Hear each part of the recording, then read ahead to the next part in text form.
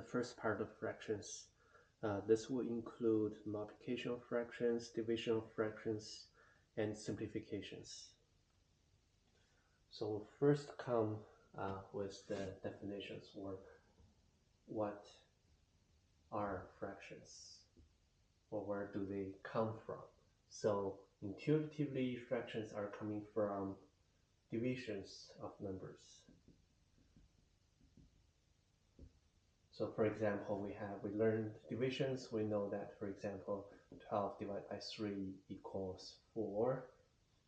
And there is another way, maybe I already did that in the past, that there's another way to express this relationship is 12 divided by 3 equal to 4, or sometimes I write as 12 divided by 3 in this form, which is also equal to 4. So they are just written under different forms, but the meaning are equivalent. So this simply means one number is divided by another. So you can either written as the division format, or here one number over the other one. This is the format of a fraction. So sometimes we also call it 12 over 3 for short. So this is the fraction. Now, maybe this example is not that clear that why we need sometimes write numbers into fractions, because they are equivalent, they have the same outcome, they have the same meaning, so why writing in this way? Now, in the first example, because 12 divided by 3 is 4, so, or in other words, the number 12 is divisible by 3, so you have an integer outcome. So what happens if you don't have an integer outcome? For example, 2 divided by 3, the answer is not an integer. In fact, the number is something smaller than 1. So, of course, you can use a calculator. You can write out the first couple digits in a decimal form. We'll learn decimal at a later time. But yes, you can write them in some form, but it's not a rounded number, or it's not in a nice way. So then you can see that if I'm able to just write this as 2 over 3, I know that 2 over 3 means some value. It's not equal to 1, it's less than 1, it's something between 0 and 1. It's some value, but for simplicity, I don't have to really write it out into, this is in fact will give you infinite many digits for a decimal number. So I don't have to write in this format, and I can just leave it here in a fraction format, and this looks much simpler or neat in terms of form. And the benefit of writing in this way, later you will see that they will help us to do our calculation in a neat way, or in a simpler way, and to minimize the human mistakes.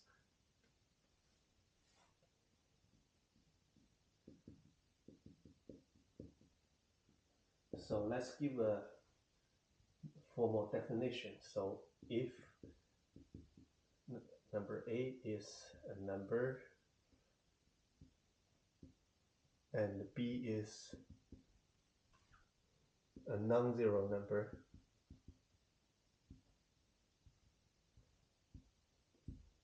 B have to be non-zero because later on you will find that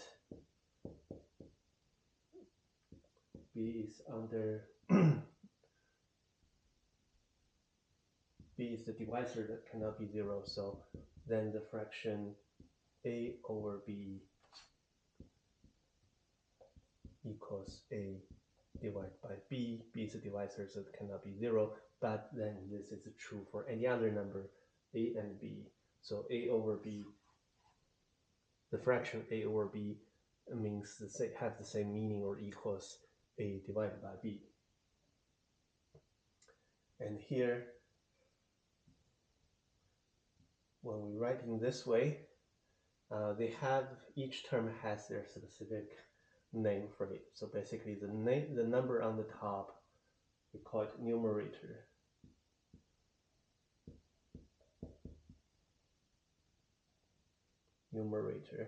And then the number on the bottom is the denominator.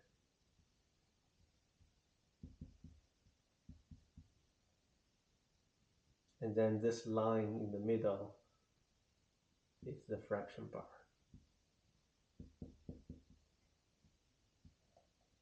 So usually fraction bar is not a commonly used term, but you will hear later on, you will hear in many places will mention what is the numerator, or numerator is what number, denominator is what number. So this simply means a over b, or a divided by b. So a, the number on the top of the fraction bar, is the numerator, and b on the bottom is called the denominator.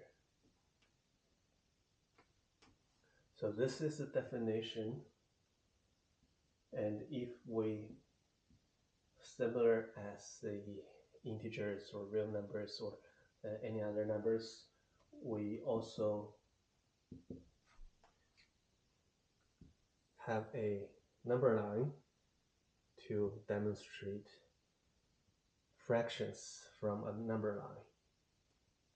So we first start with integer numbers as benchmarks or as rulers to first locate integer numbers from the number lines. I have 0 in the middle. I have positive numbers on the right hand side, negative numbers on the left hand side.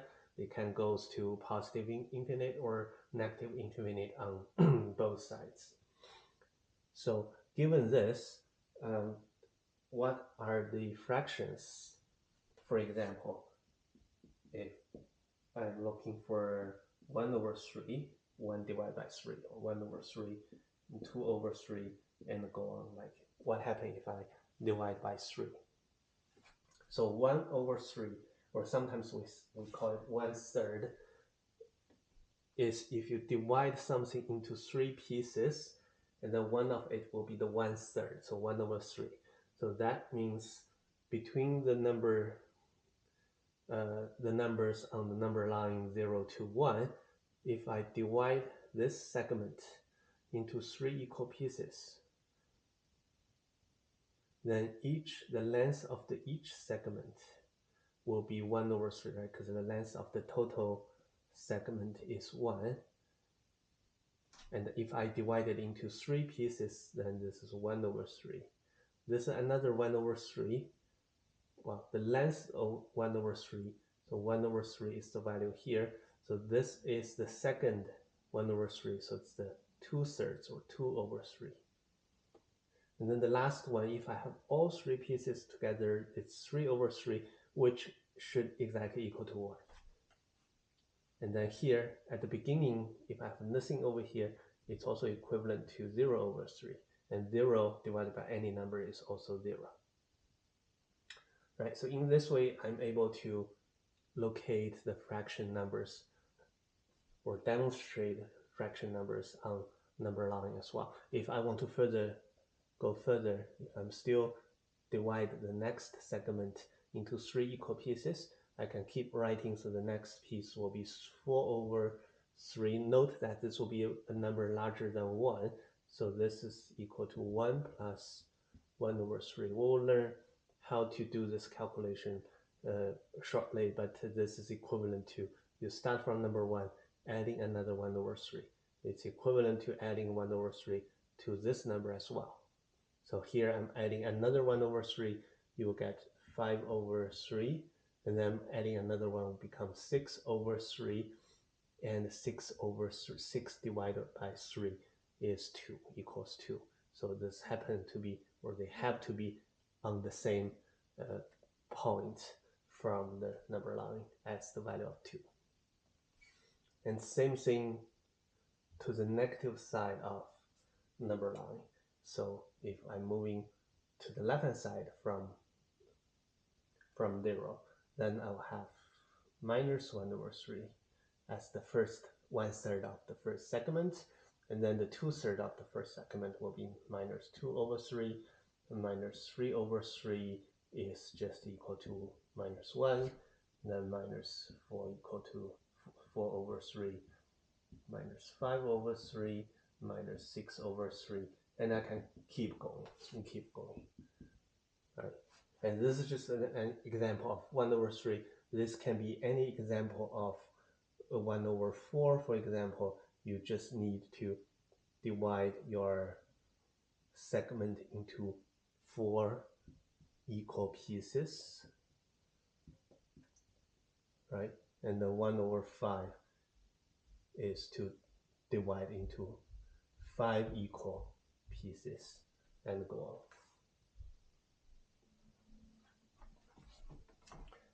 Okay, so then after seeing the definitions, after seeing some of the demonstrations on number line, we can then immediately goes to some properties that we already learned from division, because fraction is just another form of writing the division. So that means the properties that we learned in divisions or works for divisions should works the same way for fractions.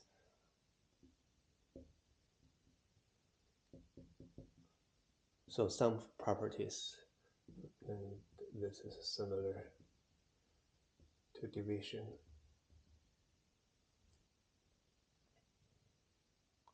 So the first property is dividing into 0.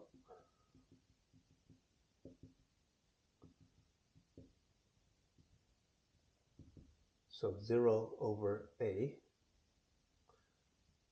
0 over a, equivalent to 0 divided by a, and 0 divided by any number, so still 0. Self-division, if I have a number divided by itself, a divided by a itself, it's also equivalent to a over a, and a over a is 1. So any number divided by itself is 1. You will use this property a lot in the future, because this will help you to cancel out the common factor. It's equivalent to that you have the same factor a on both sides of the fraction bar, or on both sides of the fraction number, and so that they can be canceled out and have 1 left. So a over a equals 1. Dividing by 1. So any number divided by 1 is this number itself. So which means any number a over 1 equals a itself.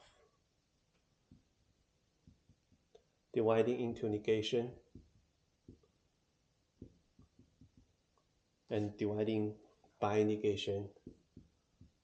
Basically, if you have minus a divided by b,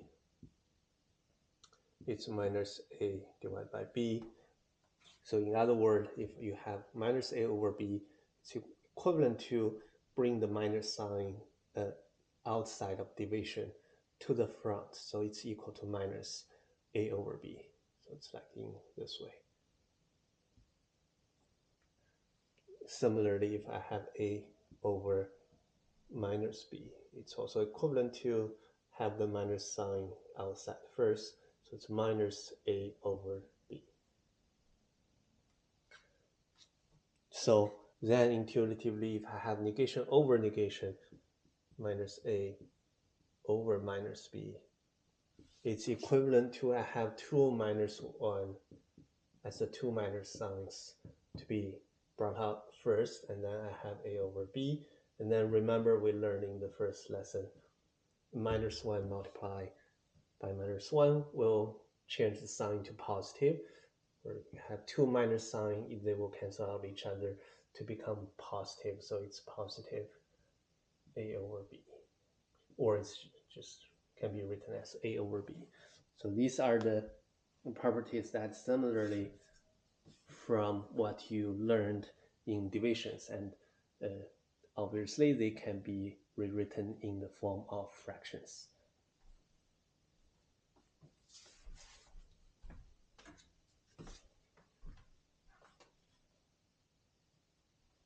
Okay, so next we can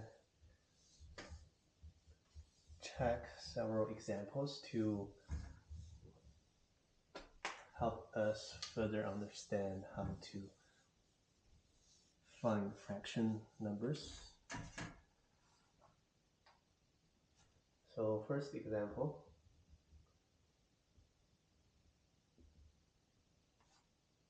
I have a given number line.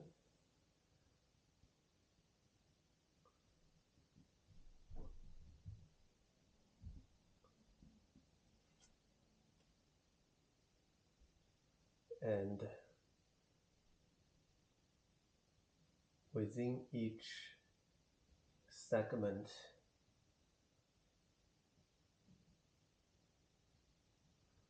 they are divided into 3, 4, 5 equal pieces.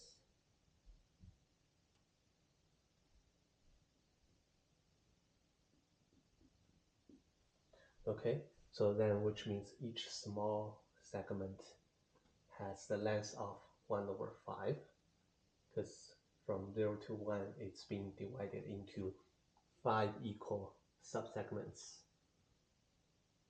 So I'm going to circle some points from this number line, and let's see if we can find the values by looking at their locations on this number line.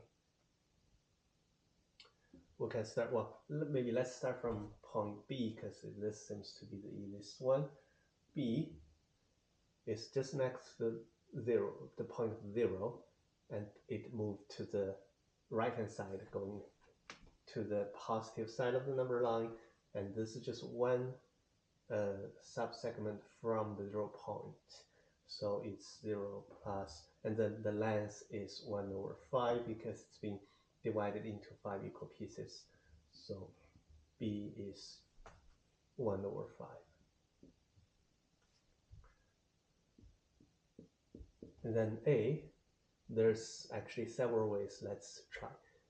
The first way, we can use a similar method where how we find B. We can still start from the 0 point and then count how many steps or how many small segments I go until reach the point A. Let's count. So we have 1, 2, 3, 4, 5 in the first large segment, right? And then I have 1, 2, 3, 4. So I have totally 9 small segments or 9 subsegments.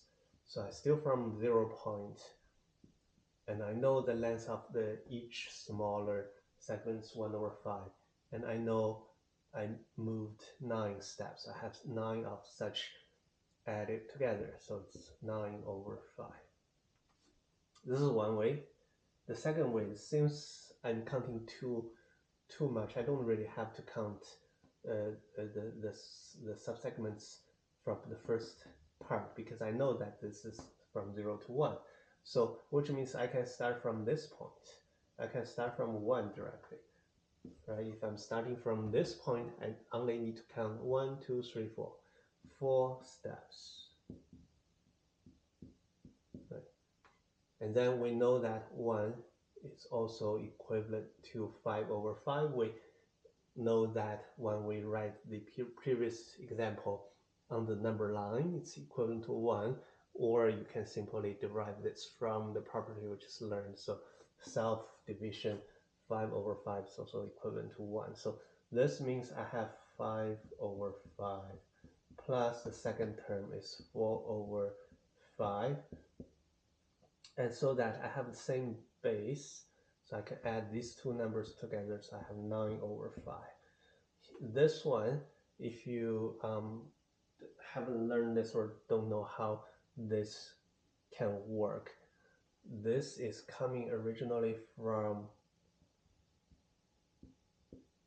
the division redistributed over addition. Right? We have division and multiplication works same way, that they can redistribute over addition and subtraction. So that means this can be written as A divided by C plus B divided by C. Now if I'm rewriting the division into fraction, this should still works, right? This should work the same way. So then A plus B over C is equivalent to A over C plus B over C. So this hints you that if I have two fractions adding together, and if I have the same value on the denominator, right, so the number below here we call this denominator. If I have the same denominator, then the addition of the two fractions is equivalent to you have the same denominator unchanged, but you have the two numerators added together. Right? So it's not A plus B over C plus C. It's not true. And the reason why it is not equal to that, but they should have the same denominator C unchanged. This is really because it's coming from what we learned in the arithmetic about the division multiplication redistributed over addition or subtraction. Okay, so back to this question. Because I have the same base 5 or same denominator 5, so this addition is equivalent to 4 plus 5, which is 9, and 9 over 5. Right. So now actually I have the third way to find out the value of A that you probably also notice that I'm actually very close to the number 2 already. So if I have starting from number 2, I'm no longer going the right way because I'm on the left hand side of 2, which means I need to go if I start from number 2, I need to go towards the left hand side. And if you're moving to the left hand side of a number line, this means you are subtracting some values, right? Because you're going to the negative side. And I'm subtracting one smaller segment, one subsegment from 2 to point A, which is the length of it is 1 over 5. Similarly, 2 can be written as 10 over 5 minus 1 over 5. And they have the same denominator, so 10 minus 1 is 9, and the denominator is 5. And you see that all three different options or alternative approaches will give you the same answer, so which means they are all equivalent. Okay, so then let's take a look at the numbers on the negative side. So I have C over here, one step next to minus 1, or 4 steps from 0. So I can start from the 0. This time, moving left hand side means subtraction. So subtracting 4 steps. Each step has the same length of the segment, but it's subtracting. So then it's minus 4 over 5. And then, of course, similarly, if I'm starting from minus 1, it's moving one step to the right hand side, so it should be plus. And then still 1 over 5 is the one step of the distance. So then this is minus 5 over 5 plus 1 over 5. Be careful about the signs. It's minus 5 plus 1 over 5 is minus 4 over 5. And because of that, this can be further written as minus 4 over 5. Right? So I still got the same results because there are different approaches, but if you don't make any mistakes in the middle of the calculation, they should give you the same solution. Okay, the last one, doing a bit quick. So starting from minus 1, moving 2 steps to this minus 2 over 5, and then this minus 7 over 5 eventually. Okay, so this is how we find fractions from a given number axis.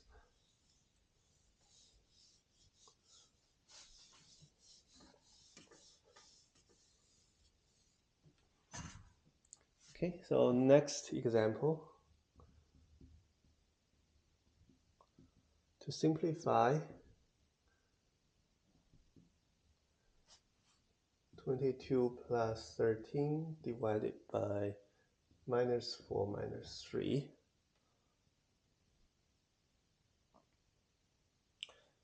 Right, so what should we calculate first?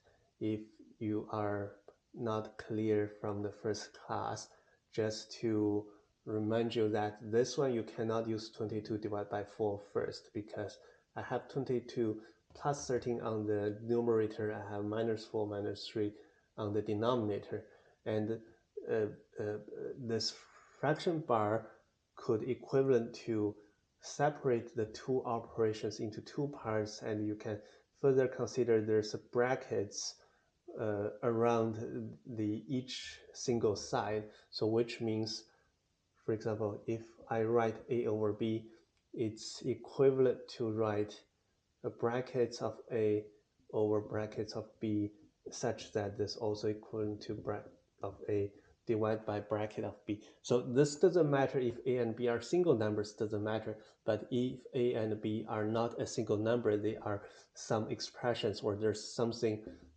over here. This tells you that, remember, we learned the order of the arithmetics.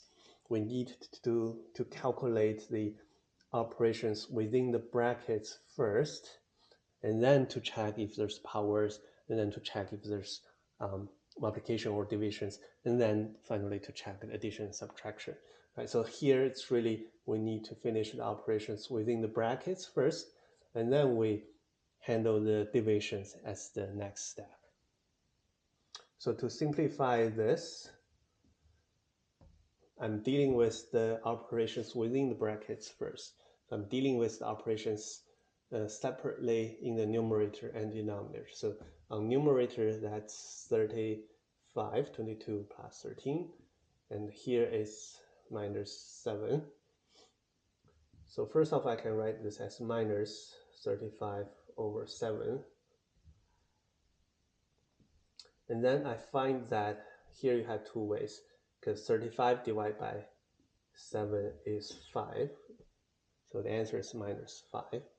Or 35 can be written as 5 times 7 over 7. And then self-division tells you that this is 1. So this is also equal to minus 5 times 1, which is minus 5.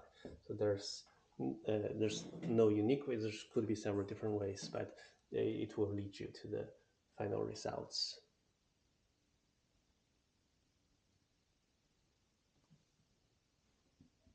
Okay, next example. To use number line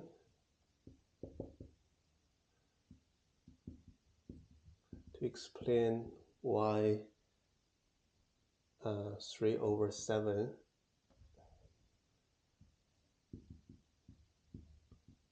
is between 0 and 1.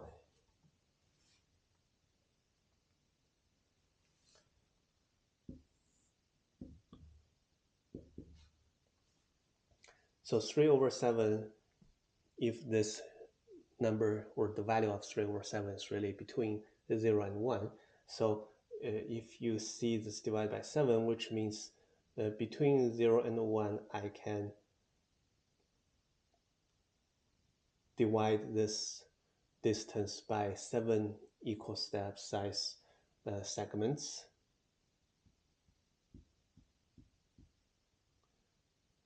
Not so equal, but let's pretend these are the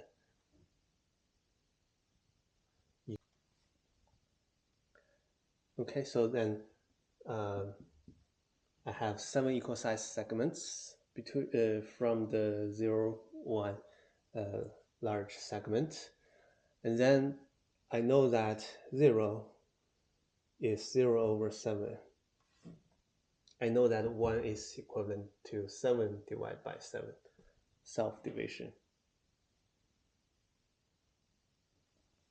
So then if we just ignore the denominator, let's forget about division for now. At least I know that the number 0 is smaller than number 3, and number of 3 is smaller than number of 7, right? This is quite obvious as for these integers.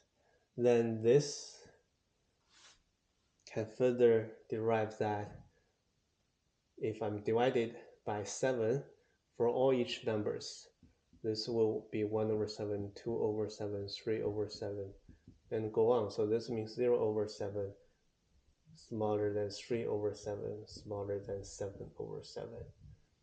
And then this further means 1 over 7 is just 0. And 7 over 7 is 1. Right, so I'm actually not only just, if by number access here I'm already prove, or I'm already show that 3 over 7 is between 0 and 1. And this can also be derived algebraically.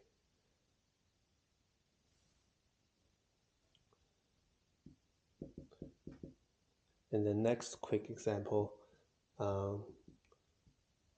between what two consecutive integers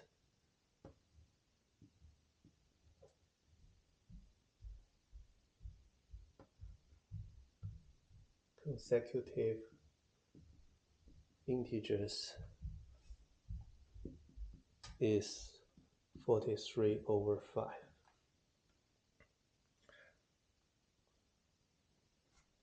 Okay, so because the previous example can also be restated as 3 over 7 is between two consecutive integers, which is 0 and 1. Right?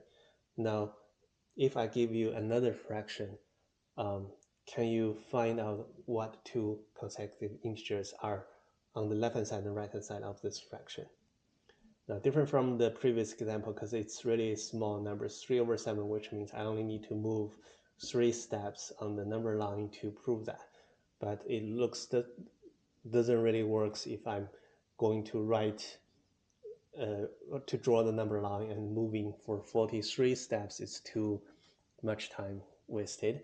So what is a better way? So first of all, this fraction can be rewritten as integer plus a fraction that is between the value of 0 and 1. Why? Because remember the example we had at the very beginning, if I have 2 over 3, even though I know it's not a integer solution, it's some infinite decimals, but 2 is smaller than 3, so I know for sure that this number is less than 1. In other words, if I have a 3 over 2, I know this for sure that this value will be greater than 1. So this means 3 over 7 in the first example can also be written as 0 plus 3 over 7, because 3 is less than 7. I know it's less than 1, so then the previous integers is 0. So this one, even though I don't know it right now, but I know that 43 over 5 will have integer parts and a fractional parts. And I want the numerator smaller than denominator to making sure the fractional parts is between 0 and 1. So this can be written as 40 plus 3 over 5. Why it's 40? Because 43 divided by 5 has a remainder of 3. Right? If forget about fraction, if we just use a division, we already know, right? Because 43 divided by 5, you have equal to 8 plus the remainder of 3. So 3 is the remainder. And this equivalent to 40 divided by 5 plus 3 divided by 5. And this is 8 plus 3 over 5. Okay? And then finally, what we just learned in the previous example, 3 over 3 is less than 5. So 3 over 5 is between 0 over 5 to 5 over 5. And this, it's all about, I want to prove that further 3 over 5 is greater than 0, less than 1. So then 8 plus 3 over 5 will be 8 plus 0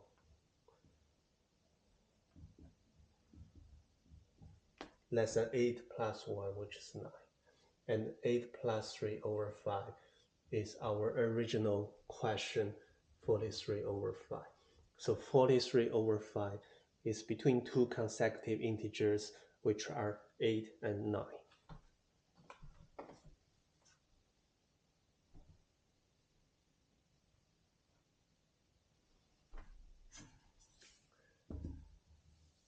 Okay, so after seeing some examples, hopefully you know a bit more about fractions or the calculations between fractions and where are they located on the number line. So we can move to the next concept or formally write down the next concept, which is multiplication of fractions.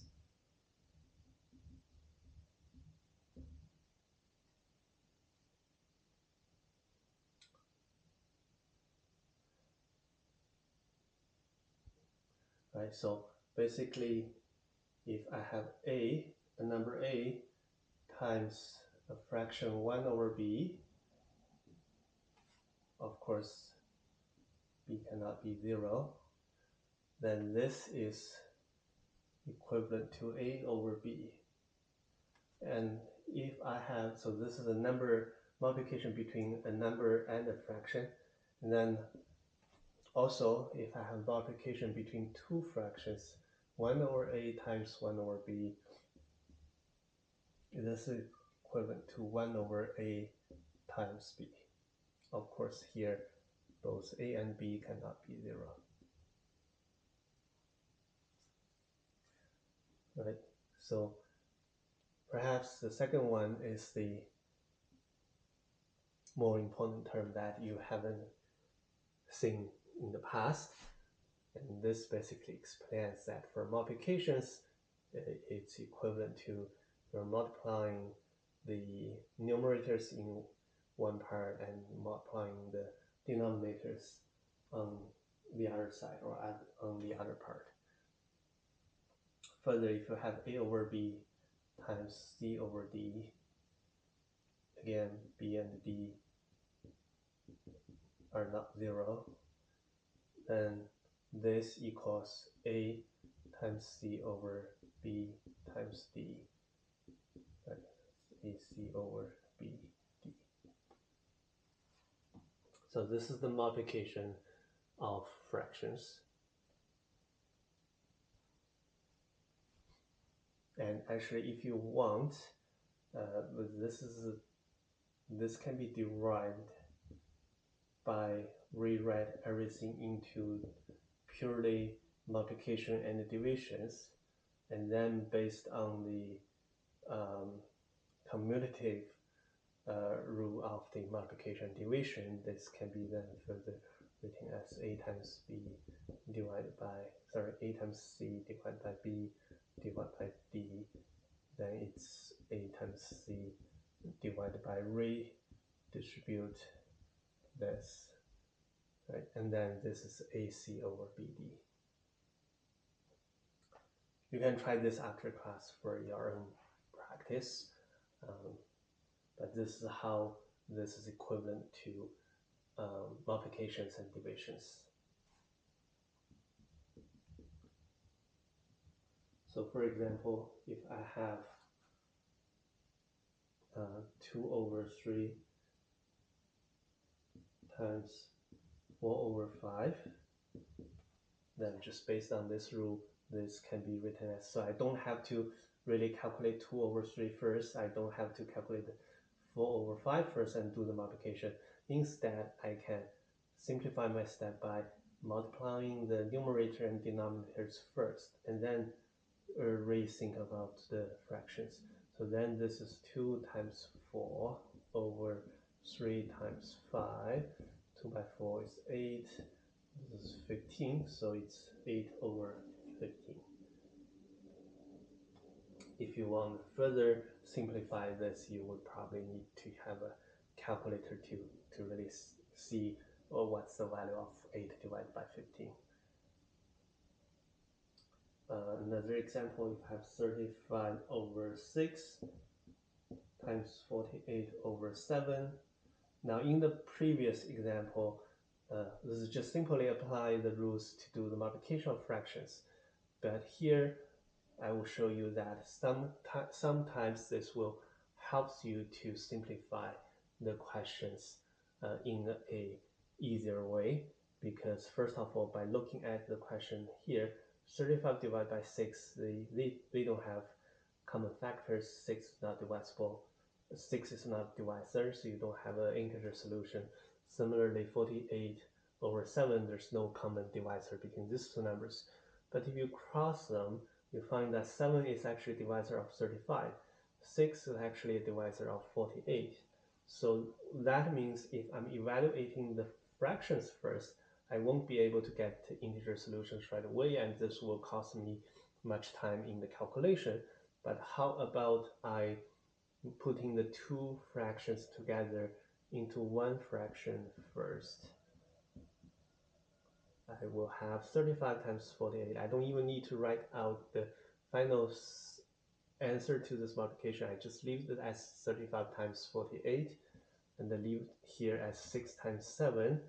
Then you can do the cancel out right away, but let me spend the one more step just to show this clearly, because 35 equals 5 times 7. 48 can be written as 6 times 8, and this is 6 by 7, right? So then this can be canceled out, or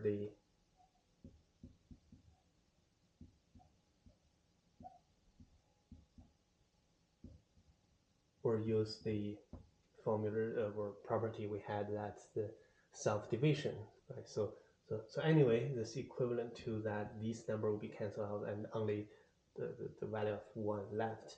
So then it's really just 5 times 8 times 1 times 1, so it's 40.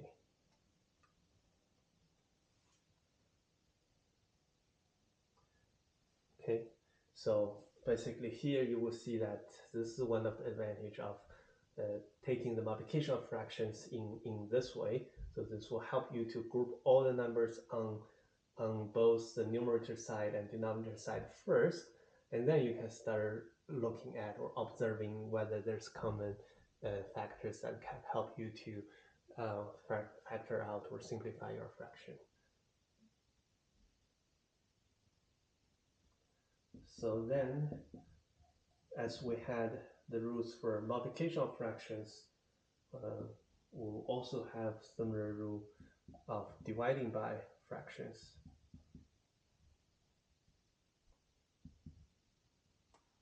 So that is basically a divided by b can be written as a times 1 over b, and this is further just a over b. So that means if I have 1 over a over b, this to be careful that sometimes we write a larger or longer fraction bar to indicating that this division is taken outside of this operation, so it's equivalent to have a brackets of these two numbers. Or sometimes we write the longer fraction bar for the calculations from outside, and then a relatively shorter bar between these two numbers. That means we need to do this calculation first. So if they are written in this way, this is equivalent to flip this b over to the top, so it's equal to b over a.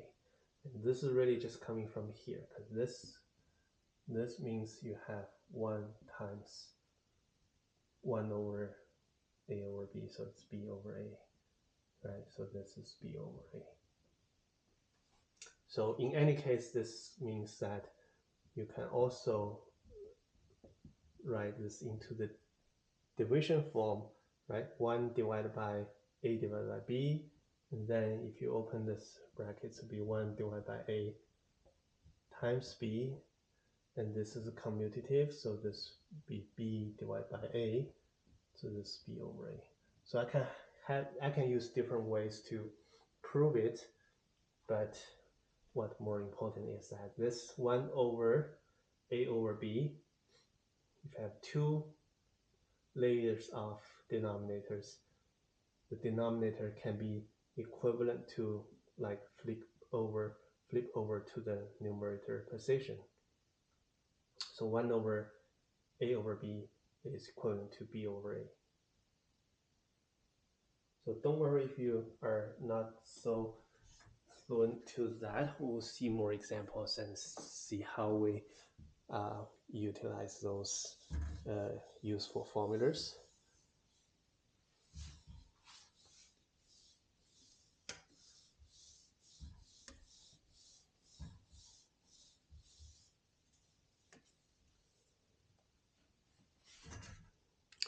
So we see an example of division first.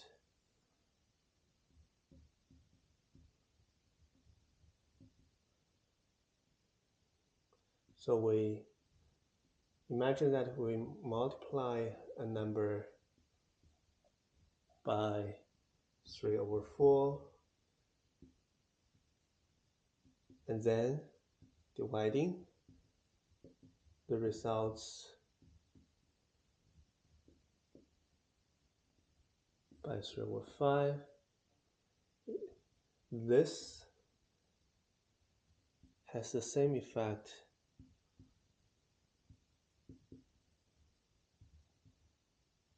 as multiplying the original number by what?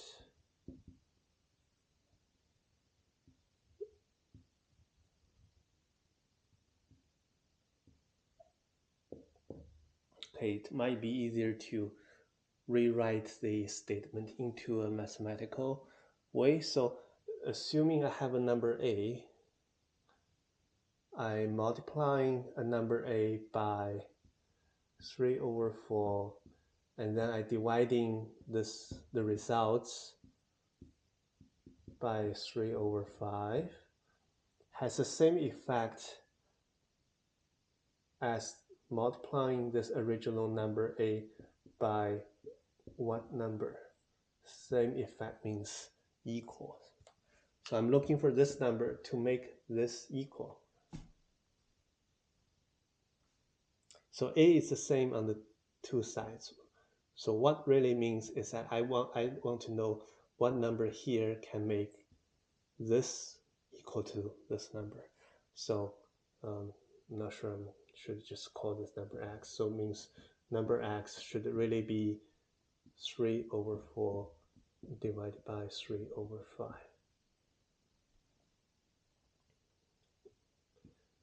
And then 3 over 4 divided by a fraction means multiplying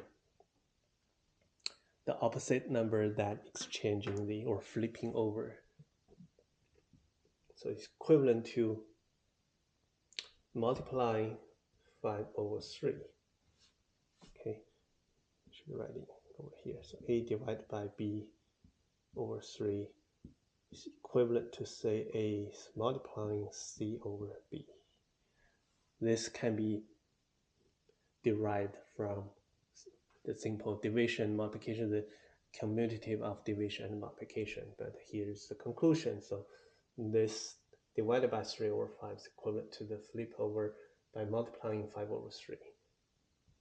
And I see number 3 is a common factor. I don't really need to write one more step. It can be canceled out, and then the results is just 5 over 4. So by what number? By 5 over 4, this will have the same effect.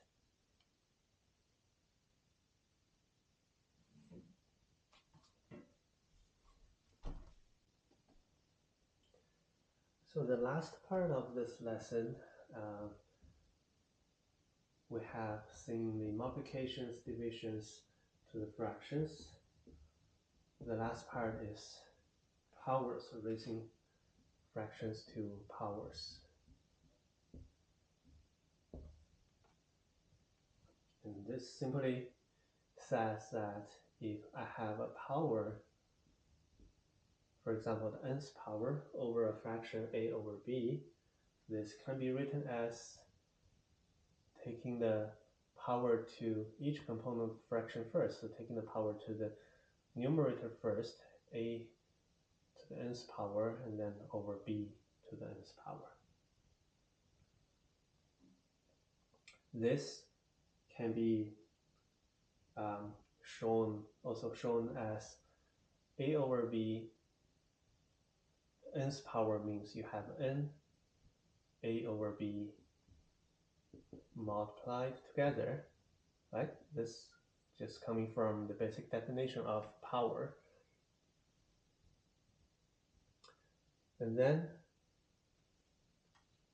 from what we learned, the multiplication of fractions, I can rewrite this long multiplication by grouping all the multiplication on the denominator first and all the multiplication on numerator. So numerator, that is a times a times a. Denominator would be b times b times b. And because I have n terms here, which means each multiplications on the numerator and denominator are all have n terms, so n multiplications. And then we go back to the original definition of powers that I have n same number multiplied together. That can be written in the short form of a to the nth power and over b to the nth power. So this simply shows that we have a shortcut to taking the power over a fraction by equivalent to the power applied to the numerator over the power applied to the denominator. Right, for example, if I have 2 over 3 squared, right? So 2 over 3 equals 0.666 something, and then if taking the square, that's too much calculations. I have to use a calculator or something. But this can be first, if I don't want to write a long expressions with decimals, I can then use the way that I can redistribute the power to both numerator and denominator separately first. So this will be 2 squared over 3 taking the same square, and then this will be 2 squares 4, 3 squares 9, so it's 4 over 9. Okay, then similarly in power we learned reciprocals. So if n is a positive integer, we can also have the scenario where the power is minus n. So this, you have two equivalents. You can choose to write this equal to a. Basically, just I don't care whether this power is positive or negative number. This rule always true, so I can always write as a to the minus n, b to the minus n. So this is one way. The other way, because this is a reciprocal, so this is equivalent to 1 over a over b to the nth power. And remember what we just learned from the division of the fraction. This is b over a and to the nth power.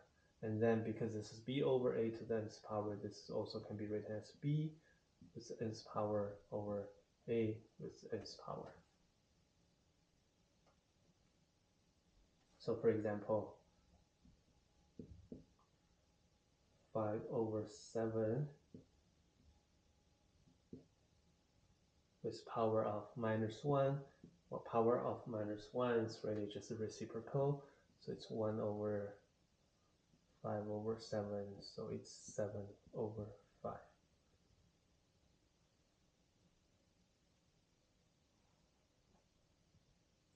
Okay, so this is the several rules that we learned, and that can be derived and applied to fractions with powers. So we're going to see a couple more examples to see how we can apply what we just learned. So simplifications is something that we can combine what we have just all learned from this class and then try to use all such techniques to simplify a given fraction.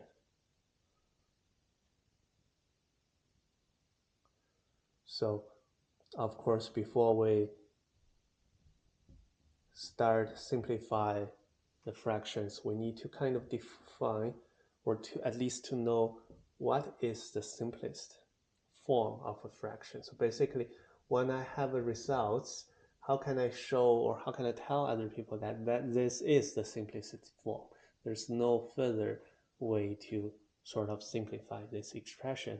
So this means no common divisor.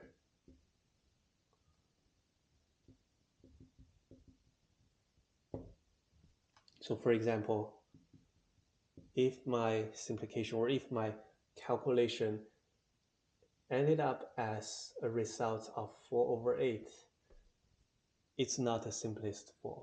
It's not the simplest form because this obviously has common factor of 2 or common factor of 4, right?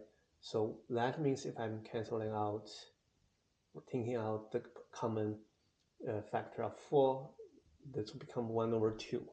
So then 1 over 2 is a simplest form of a fraction because there's no further common divisor, which is other than 1.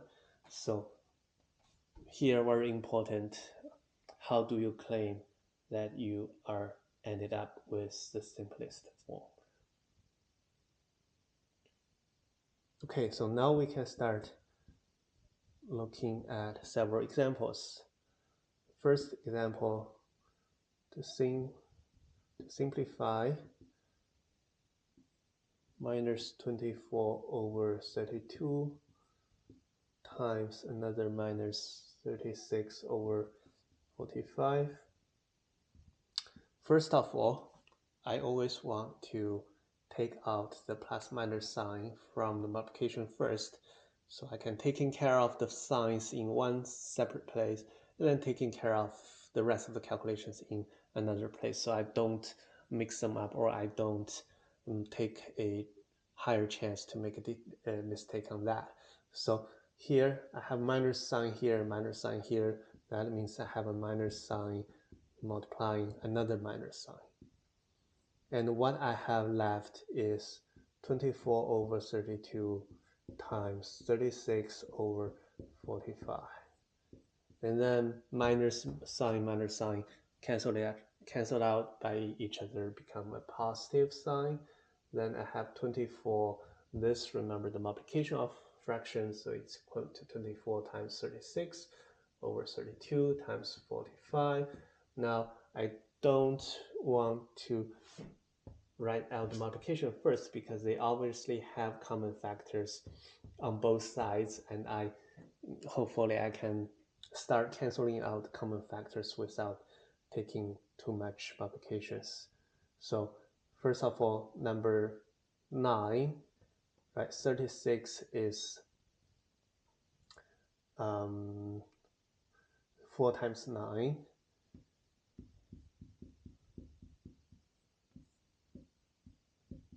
45 is 5 times 9. Right? And then here, 8 is at least a common factor between 24 and 32. So 24 is 3 times 8. This is 4 times 8. And then I have this number 4 also can be factored out.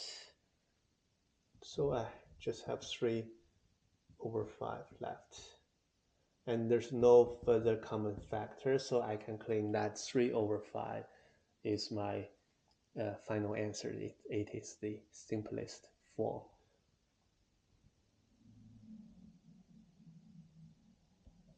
Okay. One more example to simplify 225 over 540.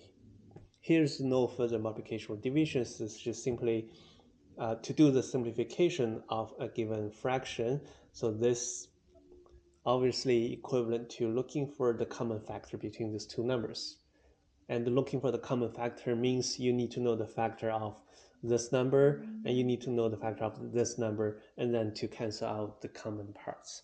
So it's really just to factoring out both numbers. So then let's just do the factor tree to do the and the fundamental theory of arithmetic. The prime factorization will give you a unique outcome and seems to be the most straightforward way. So then taking the prime numbers one by one, it's obviously divisible by 5. So then 5 will give you 4 and 5. And then, which means I have another 5 by 9. 9 is 3 squared. This one it's ended by 0, so I have 4. Sorry, I have 2 times 5 for sure. The rest is 54. Then it's at least it's even number divided by 2. Then it's 27. 27 is 3 cubed. So I have all the factors. So I'm rewriting 225 with the prime factors. 3 squared times 5 squared. This one I have 2 squared, 1 5, and 3 cubed. Right, so 2 1 5 cancel out with 1. 2 3's cancel out with the 3 3's, so cancel out 2 3's. 1 5 left, 1 3 left.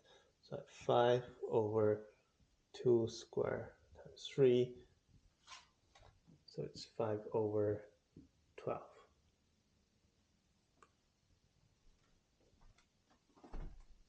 And maybe let's just see one last example.